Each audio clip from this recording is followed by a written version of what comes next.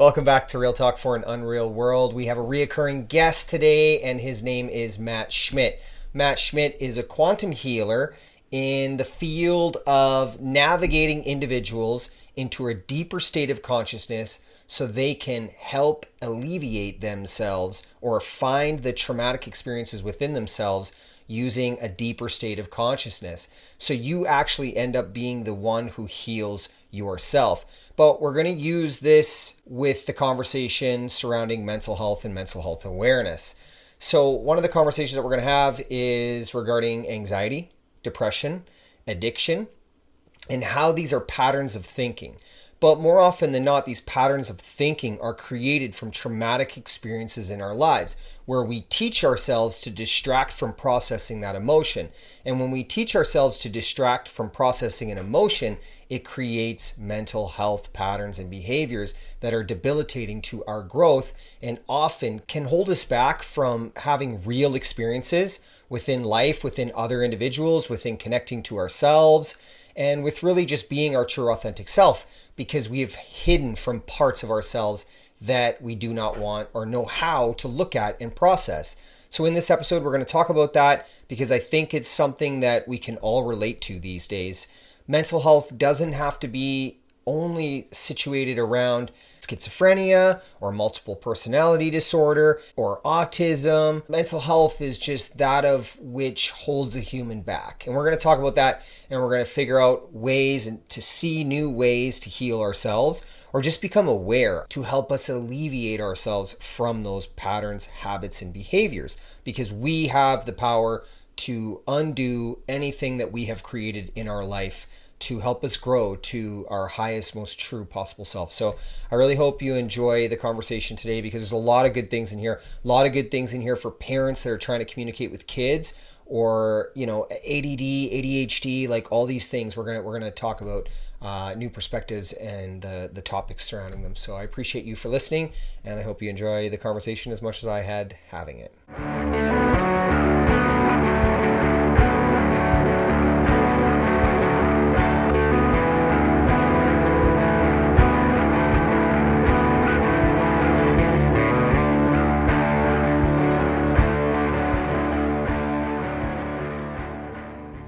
Welcome back to another episode of Real Talk for an Unreal World. Very excited again to have Matt Schmidt back on the show. Matt's insights and understandings of an ability to have conversations surrounding topics that are typically not talked about around mental health from another perspective. Because a lot of the avenues and conversations centralized around mental health leads an individual to prescription drugs. And the conversation surrounding wellness is one that we're going to have today, because it's going to allow you to see what you're going through from another perspective. And I truly believe that perspective is the thing that can change your entire reality. It did that in my life. It did that in Matt's life. So that's why I try and have conversations with individuals where we can open up avenues for you to see something in a different way and have these breakthrough moments in your life where you can overcome these things on your own. So today we're going to talk about mental health. So welcome back, Matt. Thanks, Justin. Glad to be here again. So really looking forward to this one. This is an area that was just coming in my life so many times that I feel like I can kind of bridge all these gaps for people. Like, I've lived it. I've worked on the drug development side of it. I've worked on like the therapy side of it. And like now I do this. So it's like, I don't know, it's kind of come full circle. And I feel that that I have a pretty well-rounded view of basically how to get people where they need to get. And I did not know that. I thought I knew. It turns out it was not the way, and it wasn't really helping anyone. And I think that by exploring some of these things today, people will realize that they do have power over this, that they can change this, that that you're not a victim of what's happening to you. There's a reason for all of it. Like, there's a reason you're experiencing things the way you are, the way you're feeling, and all that can be changed. So that's the beauty of it. Well, just when you're talking about that, something that comes to mind for me, like when I think about mental health, like mental health is an inability to process emotions in a way. I don't know. I don't know if that's correct to say, but I feel like it is. I feel like everything is centralized around an emotional experience. But once we process an emotional experience, we're alleviated from psychological patterns. You know, like if we take depression, for example, like depression has us in a low vibrational state, sadness, an inability to move forward, an inability to find this love within self. But there is an attachment to something within us, an emotional attachment that needs to be alleviated for us to live in this space. So I think it's cool that that you've experienced all these things. And the really cool thing with you is that, like you said, the academic side, you worked in the employment side, you have the lived experience, and most importantly is you have the results. Like your story is really amazing. Matt spoke about some of his stories in the previous episode. So can you just talk about a little bit about the academic side that you've been through, just to give people clarity? Because a lot of times people they like that substance, they like degrees, and they like to hear that the individual did the institutional way of learning. So can you lead on to I've been down that path, and I always felt that I always wanted to help people. Like I knew from very early on, I came here for something big. I came here to help people. I didn't know what that was. I had a certain idea of how that looked because of, what our society shows us. And I really thought I was helping people. And for the most part, I was, but it's not a long-term solution. like these are short-term solutions. These aren't lifelong solutions because you're not actually getting to the root of the issue. But I worked in central nervous system disorders. That was one of the areas that I worked in. So treating things like everything from depression to schizophrenia, dissociative identity disorder. And I see the world differently now, but I really thought I was doing something good. And the way that they view the world is almost like this Newtonian way of looking at things, kind of like if your car was broke. Oh, this isn't working. Let's fix it.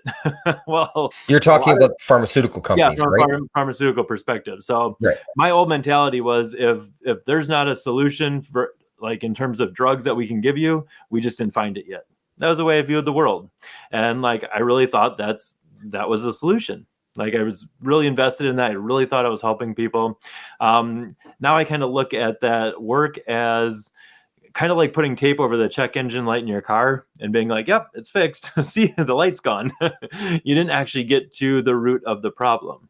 And by addressing these things with kind of what I know now, you heal from the inside out rather than just looking at the mechanism of it. So that's kind of the way that the medical world views it. It's like, oh, this is wrong in the body. Let's change this. Oh, there's a chemical imbalance of this, but you never get to the why.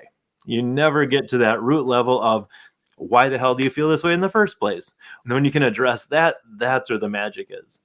Hey, otherwise you're just throwing drugs at symptoms, especially with some of these more profound ones, not to compare, but I mean, when people are really knocked out of the park with schizophrenia and they can't function in society, or heavy depression where you're on disability, and these things that really heavily impact people, you're not going to get an answer. We want to throw drugs at it. We want to get rid of the symptoms, and we want to basically numb you so you don't feel, and then try to forget about you. But that's not a solution.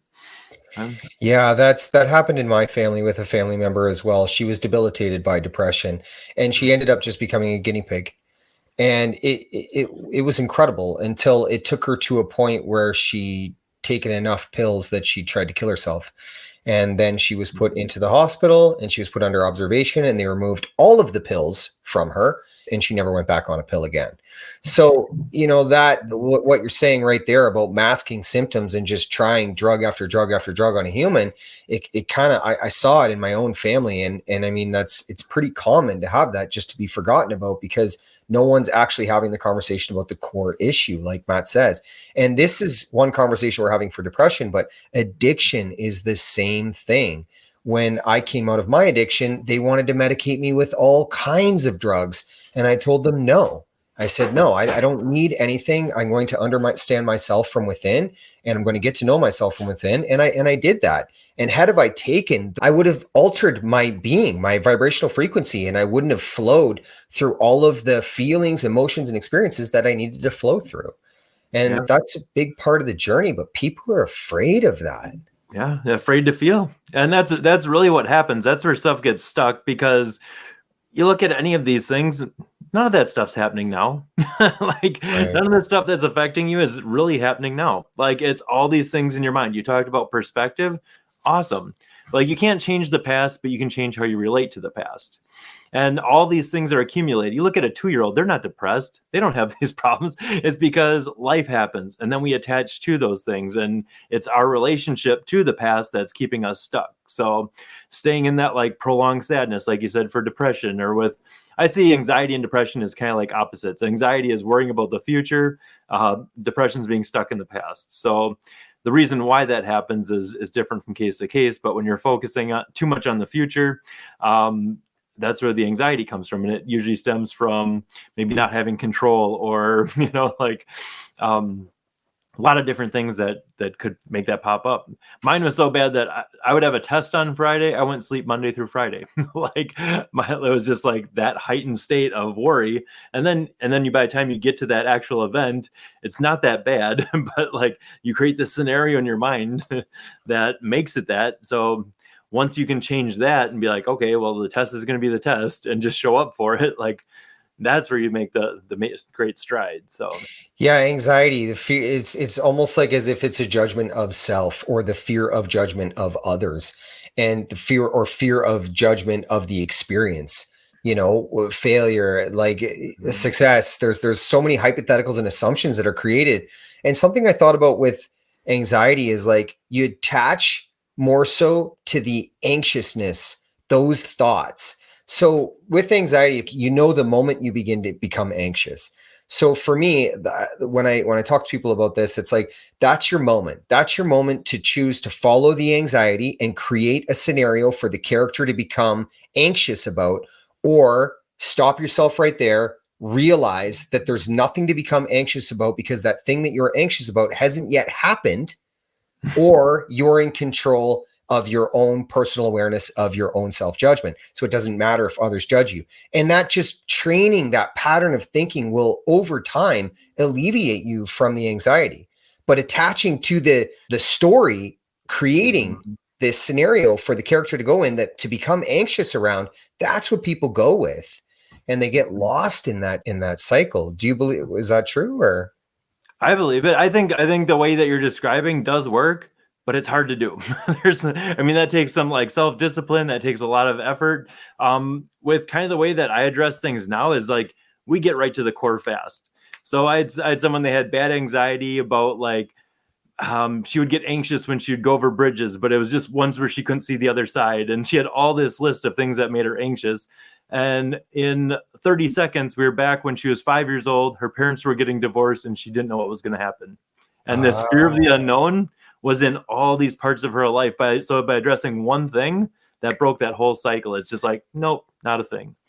So that's kind of the power of addressing like the root of things. so the trauma is associated with the mental health behaviors that we carry. It's noodling around on repeat. Like even if otherwise it's like trying to overpower a computer with a calculator. Yeah, you can do it. Yeah, those are great things.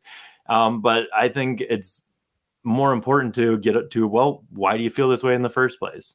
Interesting. I agree with that. I mean, trauma is the core of everything. And the last podcast that we did, where we talked about you experiencing trauma in the womb because your mother had a previous child to you that she lost, and you felt that you were the child that was never good enough, or maybe your mother was feeling that within herself, that loss of that first child, that translated in with you. That got huge response. People had not heard that perspective.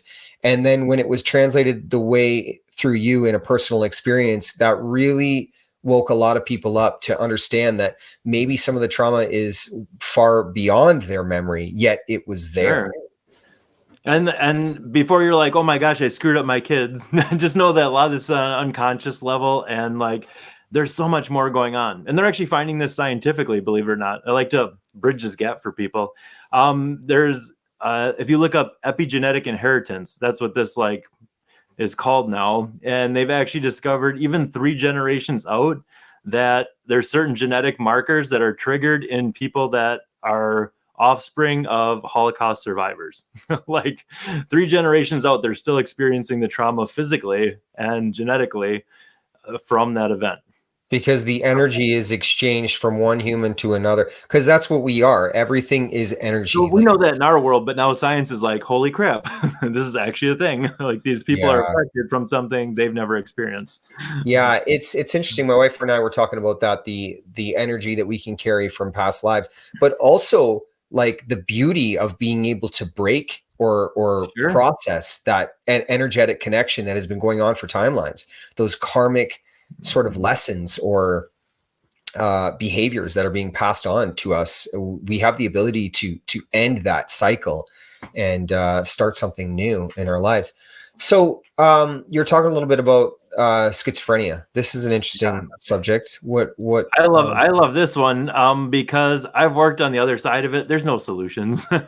What I find with some of these cases is they're pretty tapped in, but it's hard to have a foot in both worlds. So part of them is way out there. They're super connected to everything, but then being in this world is difficult. It'd be like if you were running around with a head full of acid or something all the time everywhere you went. It'd be difficult to function in the real world. So right. their consciousness is out there a lot of the times. In other cultures, there's support for these people. Like a medicine man takes you under the wing. They show you like the ropes. They teach you the way of life. It's still a hard path, but there's support for you. We don't do that here. We think there's something wrong with you. We need to fix you. You're exactly right. The guides and teachers for these individuals is just, we lack that. Like the system immediately scoops these people up and says that they're a danger to society or a danger to themselves. Therefore, the gifts or the connections that they have are never fully unraveled. Yeah. Every person I've worked with, they're like, yep, this is the gift they chose for this lifetime. Really? Okay, so tell me more. And then they teach them how to use that and to balance it. And really that's the whole work that we do together. And like all the other stuff falls into place for them because they're able to bring that piece into a vision that they can function. So same thing with like dissociative identity disorder. Not always, but I've had that come through where that is their superpower. That they're able to process things and be able to solve problems from 17 perspectives simultaneously. And that is what is going to be their biggest strength. So it was teaching them how to use that. Otherwise, also they're missing chunks of time. They're not remembering stuff, not helping. Right. So by teaching them how to use that and connect with those parts at will, then they can use it as a gift. So. And it's funny, like I can see how society and this system would reject these people because there's no way for these abilities to be put inside of a box and therefore get some sort of work out of them. Part of the reason that these other personalities pop up often is that people don't want to deal with stuff. So a part of them breaks off and then they separate from these parts of themselves and their personality kind of splits off. So that's part of the reason it's created, but also it was interesting that survival mechanism was also how they were going to function. So it actually goes full circle. So it becomes a tool of survival. Yeah, but then the second level of that is actually how to use that that technique that they've learned in their work. So the one person was actually a nurse and she was just struggling with work, and now she's a shamanic practitioner and just taken off. Like she found her like spot and boom. So like, yeah, that's what I was going to say. Like, it doesn't seem like the systematic way of life, like fitting into these, job titles and things like that would really work for an individual with that They didn't come here to fit in. These like anyone like these neurodivergent people, like if you're trying to fit yourself into a box that you don't fit in, it's going to be rough until you can break down that box and start being you. That's when you're going to find that like freedom and that happiness and joy. I think that's for everyone. I mean, so many people that I've been speaking to these days, they just feel unhappy and they're just so sick of doing the same thing over and over. And I think that is a great observation as well, because that causes mental health. That is an instability within emotional understanding of yourself. So, I mean, if you carry that out, you're going to create mental health patterns surrounding that because you're not breaking free and doing what you love or becoming self-aware to say, hey, this isn't working for me anymore. Like, I'm going to just keep continuing with this. That's when depression and distractions and, like overeating, shopping, video games, social media, sex, porn, like all these other things come into play to mask this feeling that we know we're feeling and create these mental health scenarios out of. So the box is not fit for individuals that have these gifts. Let's take, I don't know how you feel about autism. Like my nephew's autistic, and I look to the world as being teachers. All the humans that I meet, Matt, my wife, people that I meet in the world, these are teachers, are brothers and sisters. Everyone's come here to teach each other something. And my nephew, he's so incredible. He's 11 years old, and he's the first individual I've ever met that was pure love, that was not obstructed even by life's experiences, even though society says he's different, because he's now self-aware enough to know that the kids in school call him different. But he asks, his mom and myself, like, what does it mean to be normal? And we try to explain to him, like, you are normal. We are the ones that are different. Like, you have the love, you have this understanding of just pure kindness, empathy, and compassion. And you just are that. And it's an incredible thing to see society want to medicate him. So what do you think about that? So for 7 years, I actually worked at a school for kids with special needs. We talked about this last time, and a little bit. And I think it's interesting. Like, it's so amazing that these kids are so perceptive. They know, they know what's up. But especially when I started learning more about this, like this world and stuff, like they're tapped into stuff that we can't even comprehend yet. So I'm trying to get to where some of these kids were that I knew.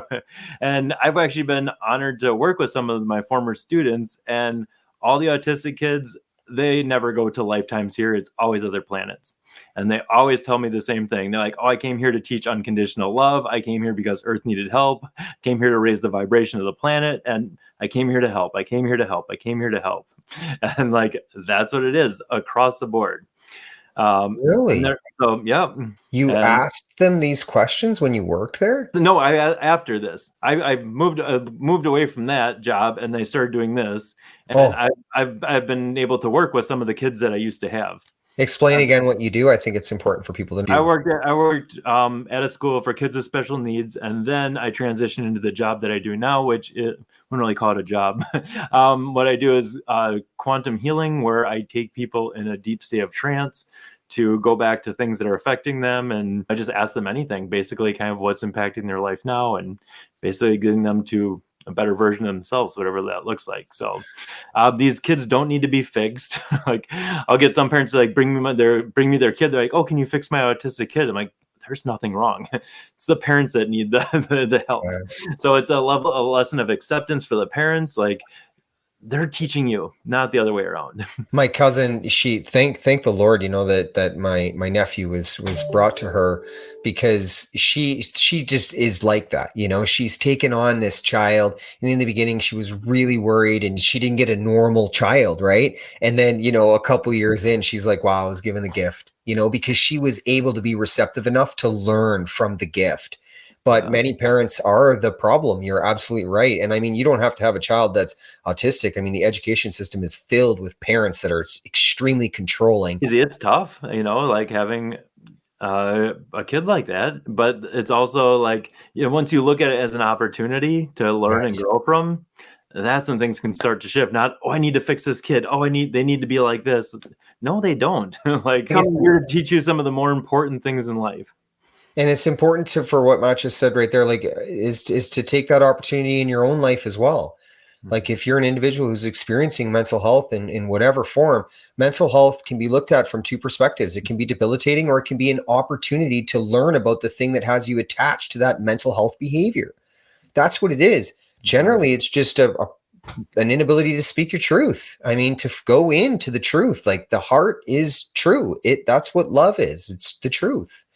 And to alleviate yourself of anything that holds you back, you just have to tell the truth to yourself and process things and really just use love as the tool. And what Matt does is he helps guide you into these places where, you don't want to go, or you don't know how to go into these doors. He's really good at doing it. I've done a session with him myself, and it's just incredible the things that you can unlock that the subconscious holds, because so much of what we are distracting from is held in the subconscious. And Matt's abilities with, using the methods that Dolores Cannon has been teaching others, which he has learned from, he's good at what he does. And he comes from an academic background with lived experience of struggling, overcoming trauma. That's what makes it so beautiful. And that's why I like to have him on the show, is because he's real, like we're not talking to somebody who hasn't been through everything they're talking about.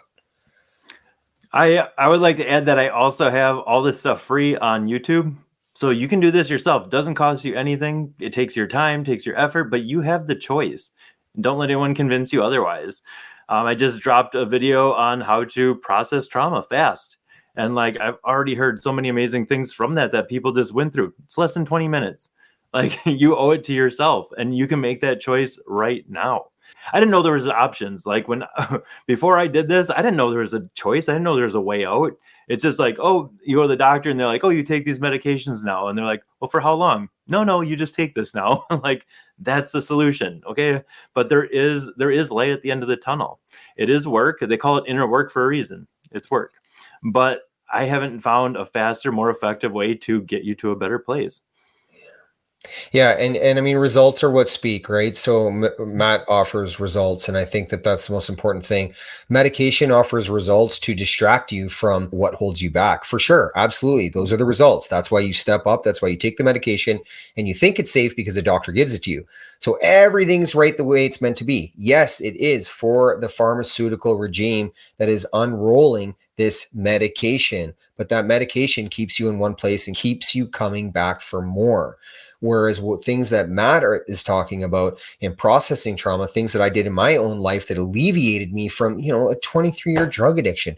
Matt himself, 25 years in a drug addiction. You know what I mean? Like, we don't have any attachment to this thing today, simply because we went to the root of what had us attached to that problem. We processed it. There's all kinds of tools you can use for processing: kindness, forgiveness, compassion, empathy. They're beautiful tools. And I don't want you to think these are just words, because they're not just words. When you put forgiveness into a practice of processing a traumatic experience, let me tell you, it becomes physical.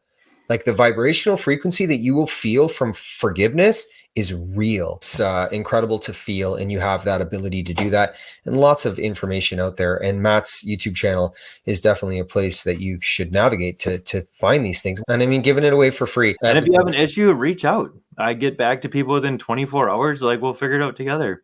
So like, you're not alone in this. Like, everyone kind of feels that, I think, at some point, like, that they're the only ones struggling with this, or like their stuff is the worst. And it doesn't matter like what happened. Like, there is a way out. And actually, before you like beat yourself up too, know that some of the toughest, most advanced souls that I come across, they pick some of the toughest shit. And I know you want to pick that if you didn't think you could handle it. So you are stronger than you think.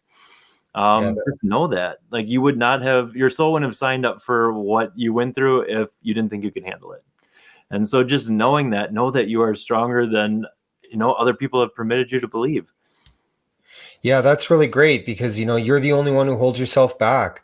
Like, if you feel like you're not good enough and you can't overcome this thing that you went through, then you are the one holding yourself back. But if you change your community, you change your environment, you change the way you think, and you change the way you feel. So by breaking free from the community, or finding a community, like just an individual like Matt, to be able to reach out to him and say, hey, like, this is what I went through. Matt hears all kinds of traumatic experiences, is what he does in his daily life. So for you to tell him that, sexual abuse or physical abuse or abandonment or neglect or an inability to communicate about how you feel about anything, or husband, or whatever it may be, like, he's heard it. So you don't have to fear speaking to an individual who is going to judge you, because he isn't. His whole process is to bring you to a place of self-awareness, to have you heal yourself. And he helped me do that in my life. And I was really grateful for it, because I didn't even remember these attachments that I had to certain energetic experiences. But with the work that he does, it's really beautiful, and it's personal, and it's private. You can just take the day off work. You set up an appointment with Matt, and all you need is a laptop, a microphone, right? Laptop, microphone. and in a little bit of private personal space. So, take a day off work, take a personal day. Like, what a beautiful thing to take a personal day to go on a journey within and try and unlock some doors that you've had locked for quite some time. Yeah. It's beautiful. On the other end of that too, I get people that they're like, oh, my stuff wasn't as bad as these other people. It's not as significant. Yeah, it is. Your stuff is valid. It's just as significant as anyone else's. It doesn't matter if it's like a diet version of what someone else went through. It still impacted you. Your worst experience is still your worst experience to you. It may not be for someone else. So don't compare yourself to anyone else. It is relevant. It is valid. And you can still address it, because it's still affecting you. Yeah, that's a good one. You're right. People do want to compare traumas, and it's like whatever's traumatic for the human is traumatic for the human. Your unique individual experience is unique and individual for you. We can't compare physical abuse to sexual abuse. The experiences and the trauma that the human holds could be two totally different things. We don't know. So you can't compare that to someone else. You just have to step in to your own world, into your own reality, and open up your own doors. I think we're always trying to compare ourselves with other people. And, Yeah. the new earth, or this shift that we're seeing, is people step out in themselves. And it's absolutely liberating when you're able to do that, because you don't have to pretend for no one. And my wife and I were talking about this last night. Like, we are living in a society that is encouraging you to pretend to be somebody you're not, encourage you to say things that you don't want to say, encourage you to wear clothes that you don't want to wear, and encourage you to do things you don't want to do. This is becoming normal, to be somebody we are not. So if you want to break that system and break free from all of the systematic barriers that are holding you back, like, just be yourself.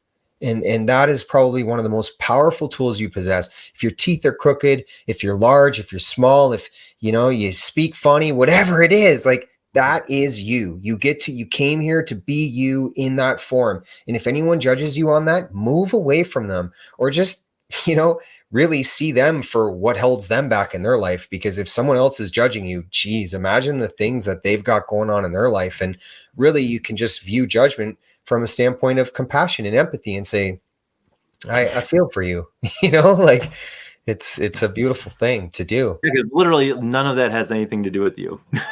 Right, exactly. But we carry that. For some reason, we want to carry that. Well, all these ideas from other people, and people do that quite often. Mm-hmm. If you don't know where to start, be like, I feel like crap. I don't even know where this begins or where this starts. Start paying attention to the things that trigger you. Maybe someone will say stuff to you and be like, oh my gosh, I can't believe they were that way. That's something within you that needs to be addressed. And that's what I still do. When you're in a perfectly healed state, anything that anyone says or does really won't bother you. I mean, Right. you may feel like a bit of anger, but you won't get stuck there, or you'll feel like a frustration, or you'll feel like it's okay to feel all the feels, but like when something hits you into the core, there's something there that you're not dealing with. This is a good way to start being aware of, like, if other people's actions are triggering something in you, then there you go. That's where you need to start.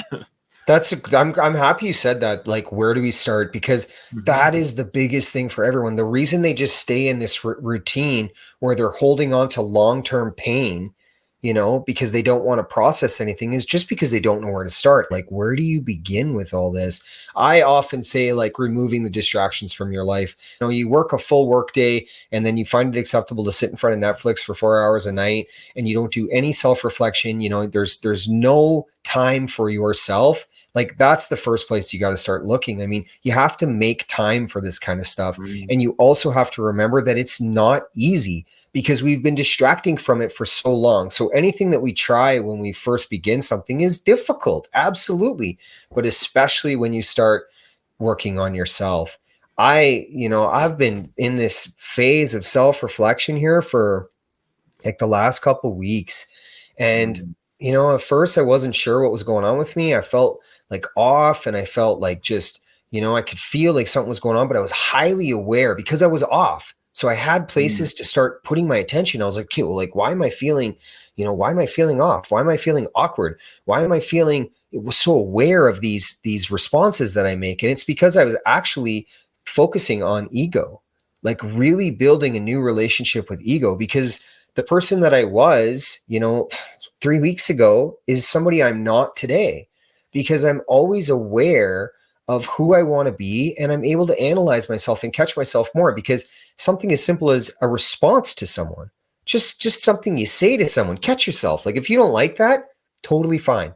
It's actually an opportunity to be better on the next one. And I've been doing that, and it's, man, is it ever peaceful? I find like I'm in like a much more just more calm state. It's been really nice.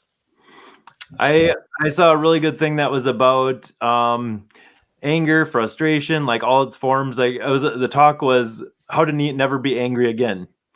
Really? Okay, I'm hooked. So this guy had a formula, and it was all like anger in all its forms comes from egoic thinking and plus the demand that reality be something different than it is. And I'm like, oh, that was good. And so it's art, like trying to change what's already there. Like these things that are out of our control, we're like, oh, why is this not this way? And it causes this like turmoil in us, and that builds and it accumulates. And you're like, why am I so drained? Why can't I sleep at night? And it's because you're trying to like force things into like the view you have in your head. And that's the only place it exists, is in your head. So I use this analogy often, like a river is just a river. You can swim upstream if you want, but it's way easier to kind of go with the flow and use that energy to navigate what's already there rather than trying to control all these parts around you. It's a choice, like you're not going to change the river. The river's just going to be the river. So what are you choosing to do? And if you keep that up, you're going to be exhausted. You're going to have nothing left at the end of the day because you're trying to force things into something that like they're never going to fit into. So taking a step back, and I always ask myself, I have the note right here. Do I have control over this? If the answer is no, I don't put my energy into it. Getting so caught up in the things in the news. Your brain thinks that's happening to you. Like it doesn't know what you're feeding it isn't really happening. It's like your brain is cut off from the rest of the world. So its only like source of input is what you're telling it. So be mindful of the things you're feeding it. You talked about sitting in front of Netflix. What are you watching? What are you listening to? All that stuff is feeding your brain, and like your brain doesn't differentiate. So that can be like debilitating in and of itself. So the other thing is letting go of this illusion of control. We think we're in control of these things, but like you're not. Don't take my word for it either. Try it out. Take a step back, let go of control of some of the things. The world is not going to fall apart. I was one of these people. That's why I'm bringing it up. And that was the part that was exhausting for me. That was the anxiety that was like all that was being fueled by it. And my brain was like so on all the time. Like I was prescribed like 6 milligrams of Xanax a night just to fall asleep because I couldn't shut everything off. Like, but it all came from this. Like you wouldn't give that to a horse. Looking back on it, I'm like, no one had a problem with this, huh?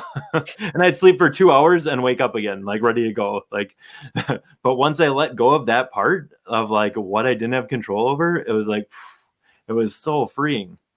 I think with control also, it's a great place to become self-aware of like a root core problem, because a lot of people that are trying to control a lot of things that are out of their control usually had a relinquishment of control in their own life, or they had a controlling mother or a controlling father, and that's a great place to come back to because that's a root core issue.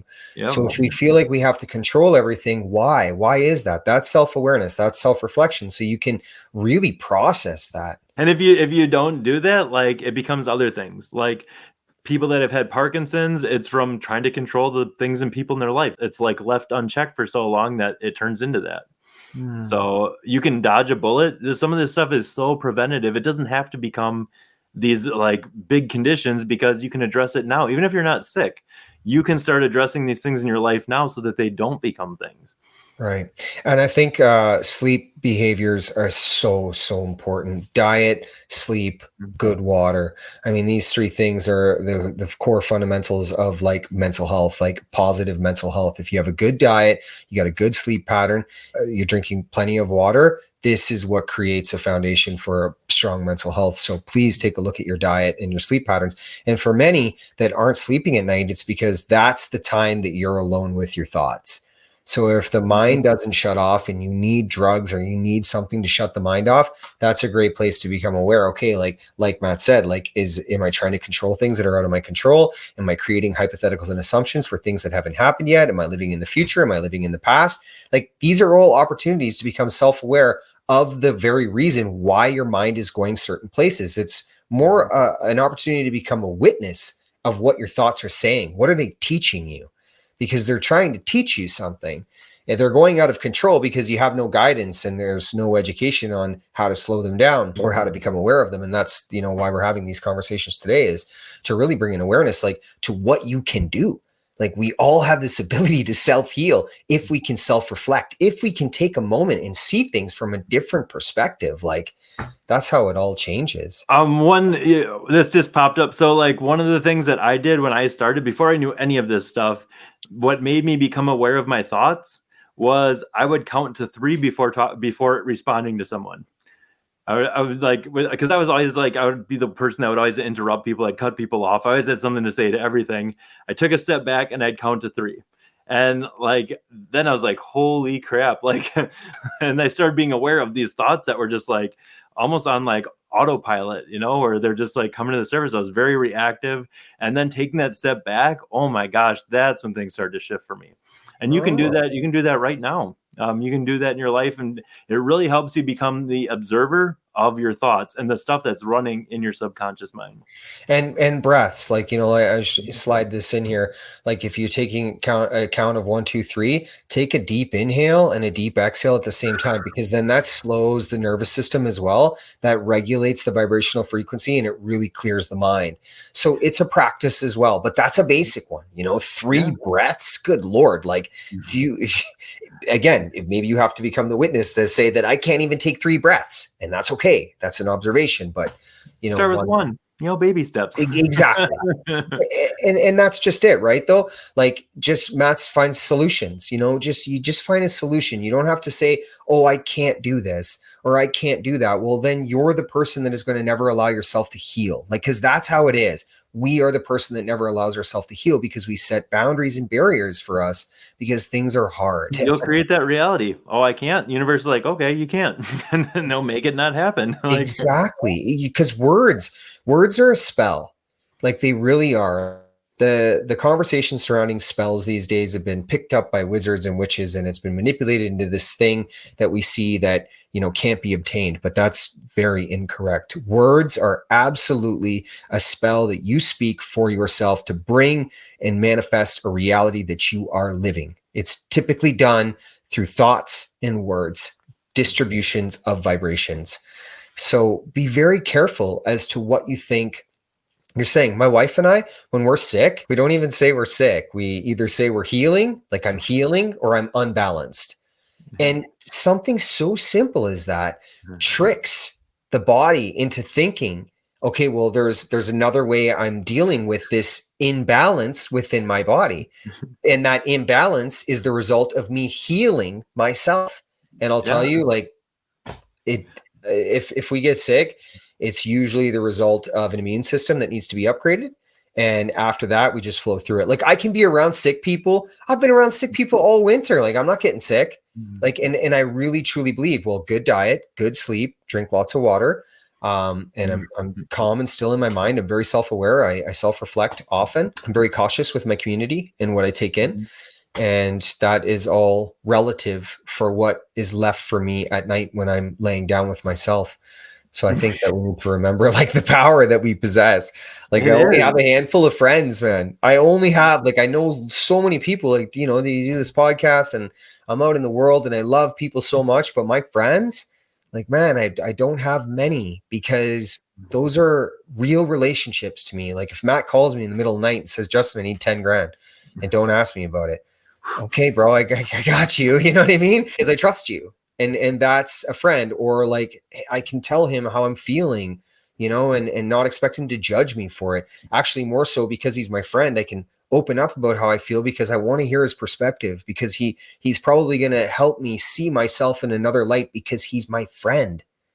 That's so important for your mental health and your emotional well-being, is to have a support system around you of individuals like that. And if you don't have that, cut the ones that you have.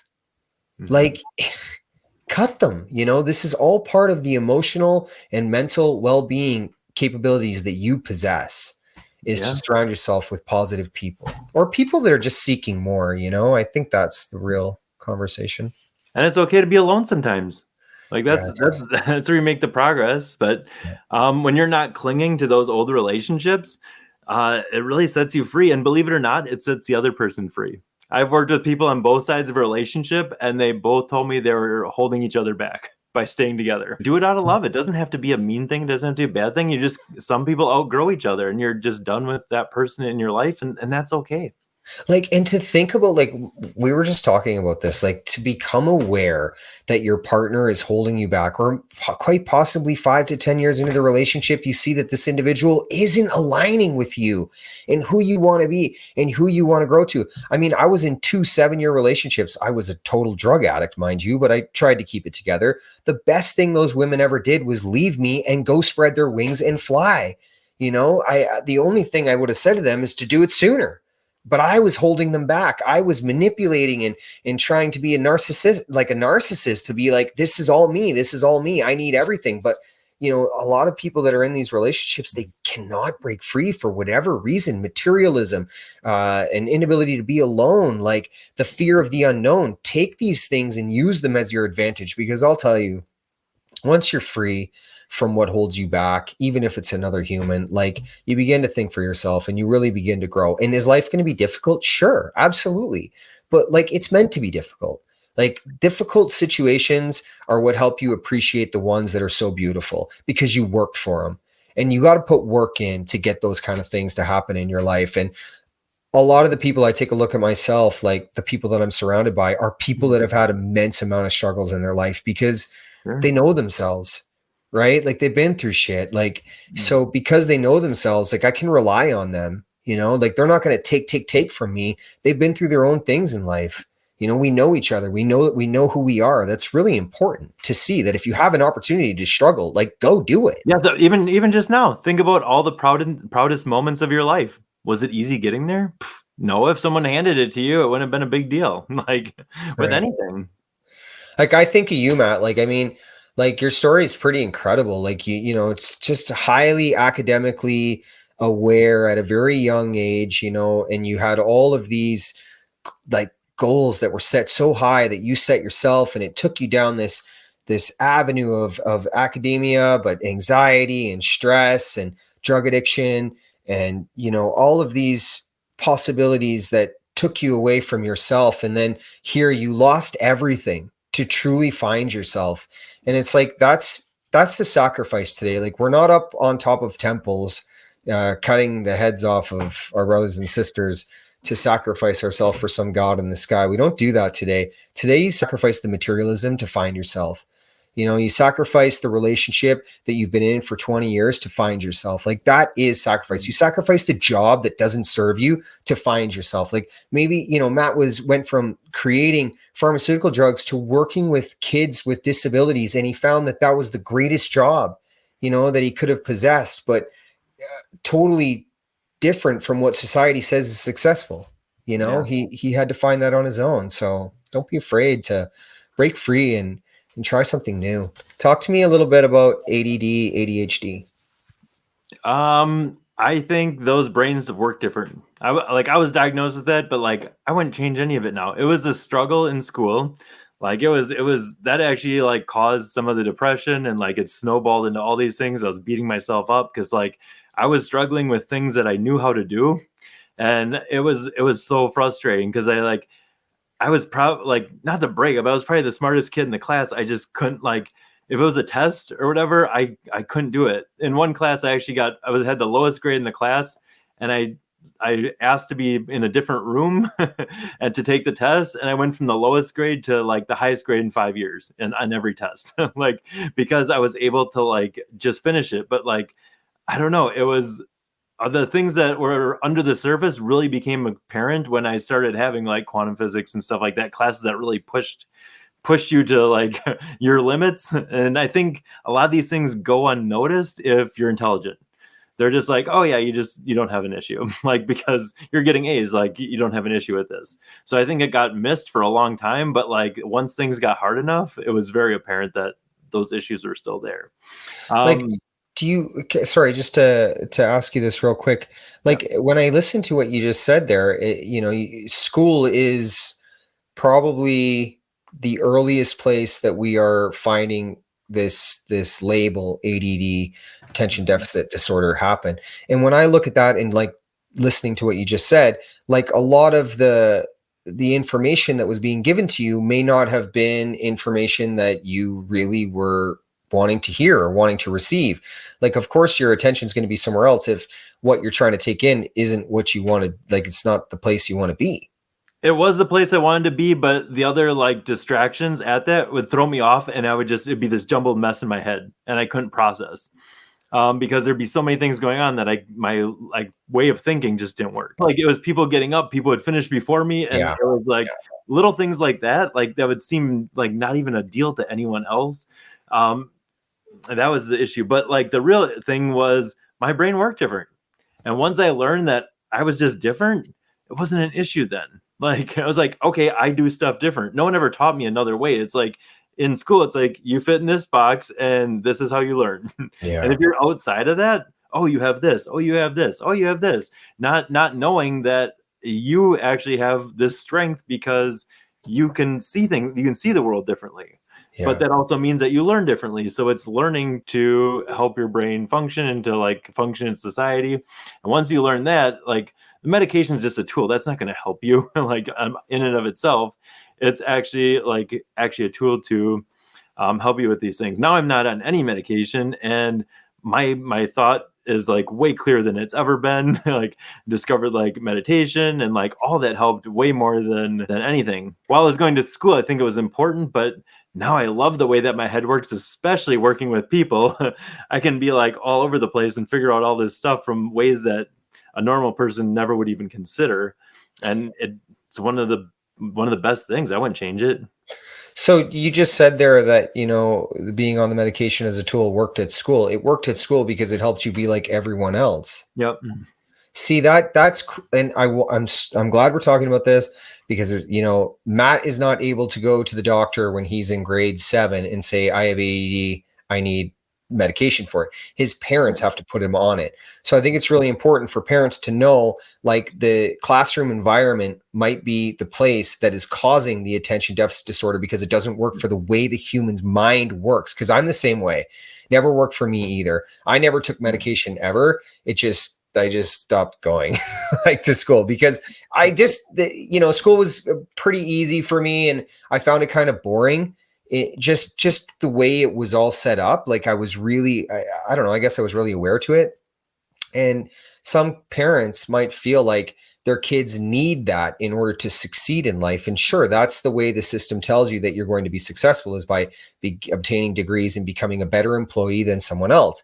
But like, success is defined and unique to each individual. So I think really having conversations with your children when attention deficit disorder gets surfaced within the talk at the table, listen to your child and really allow them to be the ones to tell you what's going on and where the disconnection comes from. And one further than that, you know, for Matt, like, his brain was going all over the place from the trauma that had taken place in the womb. There was attention just constantly being thrown all over different places because of the way his mother was feeling. So that pattern of thinking was put into him at, as small as the embryo. I honestly think that I was created this way by design. Like, I think that it allows my attention to tap into higher dimensions. And I think that some people would see that as a disability. Interesting. So, well, you're certainly not talking about it that way. I know. So I think we grew up in a different time. Like, I think there's starting to be more support for this. Like, hey, not everyone gets it this way. Like, my daughter's like in math class and she gets shown 5 different ways how to do stuff. I didn't grow up like that. Like, that's not how we were taught. Like, this is the way. And once in a while you'd be shown another way, but they're like, hey, what way works for you? And I'm like, that is so cool. They're asking them to pick one way that works for them. It's not, you have to do it this way. And I think that's so beautiful, because people can start to figure out their way in life. And that's really how you navigate life, is figuring out your way. Yeah. I think, a lot of kids are torn from school because of the things that are going on at home. That's a big part of what's happening. Like, if there's an emotional instability, or, a misunderstanding of self that has occurred from home. When you try and put a child like that that's thinking about all these things that are out of its control, and you put it into a classroom and you tell it to learn a whole bunch of stuff for 8 hours, like its mind is not there. So, conversations with your children is everything before you start labeling them with whatever they have. But yeah, independent thinking is absolutely something that should be encouraged, because this systematic way of thinking and doing things the way everyone else is doing them. That's why I broke free from school, is because like this just didn't work for me. I saw how other kids were handling that within their own lives. And I saw like, okay, well, some of these guys are just going to pretend that everything's okay. I see that. I know that they're probably smarter than the teacher. Like, it's because I could see it, and then I can see other kids that are just goofing off in the back and they just don't care. Like they're just done. So they really don't mind me. I just left. Like, I mean, for me, it was just over. I was like, okay, like I can do something better with my time. But because I had those emotional instabilities within myself, like I was already attaching to drug use because I couldn't communicate about it. So different avenues for different people. So conversation and communication with your children is how you can alleviate these possibilities of life to transform into their lives, right? That's why we have conversations like this. That's why I bring people on like this. And that's why this podcast is the way it is. It's because like it's real, and it's something that can help. And I think encouraging them that nothing's wrong with them. Because that thinking something's wrong with me, like that kickstarts this whole like loop of depression and this whole like anxiety and this whole like everything that really doesn't even need to be there. It's just compounded by this idea that's not even a thing. So if you just say, okay, well, what way works for you and how do you learn, and like asking those good questions and letting them figure out themselves and not letting school get in the way of their learning, like those are all big things. And also, I want to bring to everyone's attention that maybe they've tried to speak to their children, but their children won't speak to them, because I built up walls with my family till actually just like 3 months ago. I just that's the truth. I was never really, I built up a wall because I didn't know how to trust people, because I couldn't talk to people about how I felt when I was like 11, 12 years old. People weren't asking me the right questions, like Matt just said, because they didn't know the right questions. Yeah. So I built the wall up to keep everybody out, and I didn't trust anybody. That stayed with me till I'm just turned 40, and I just unlocked that 3 months ago. That was a second key I was given in this life, was to be able to unlock an ability to trust another human being after so long. And it was so beautiful, but geez, I took that with me for a long time. So if you have that disconnect with your child, Matt does offer what he does with children as well. Mm-hmm. And probably I would assume you would see quicker results. Yeah, kids are quick and they don't have as much baggage, and it's right. And they're more tapped in than us adults because they don't have all the static. But and you can actually do this with your own kids. Like if your kids are younger, one of the tools that they used to use is they would talk to the kids when they're in the bathtub, because the warm water reinduces this like theta state, and they can tap into the same stuff. So just start asking them questions. How do you feel? Tell me more about that. Why is that? And just start asking these like simple questions, and it's amazing some of the answers you'll start getting. So yeah, the earlier you can communicate with your children, the better practice you will have and more results you will see in building a unique, authentic relationship with them. I feel like the ones that are preteen and teens, like, I mean, preteens these days, like, geez, like they're like 18, 19, it's like, what is going on? So I wasn't thinking any of these thoughts when I was like, come on. Man. And I think so much like that. It's not a preteen teen problem. It's a parenting problem.